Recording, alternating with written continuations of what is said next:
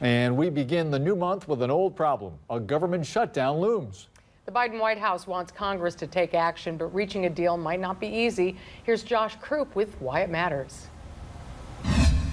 Wake me up when September ends, because then the fighting over a potential government shutdown will be over, at least temporarily.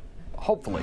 See, Congress needs to reach a deal on next year's budget by September 30th. If not, the federal government would be forced to shut down.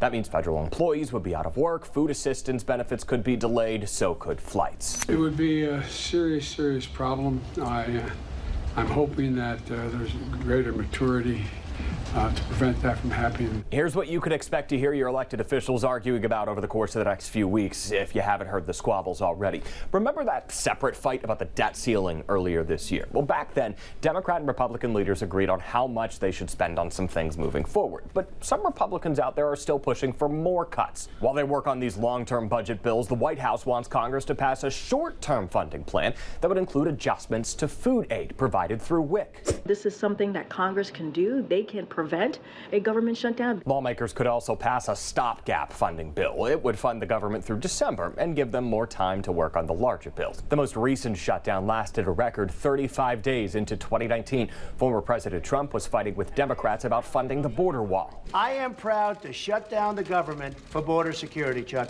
This time around, Republican leaders have pressed the need for bipartisanship, including Senate Minority Leader Mitch McConnell. But you probably didn't hear about that because that came during the speech that was overshadowed by his latest frozen moment on camera.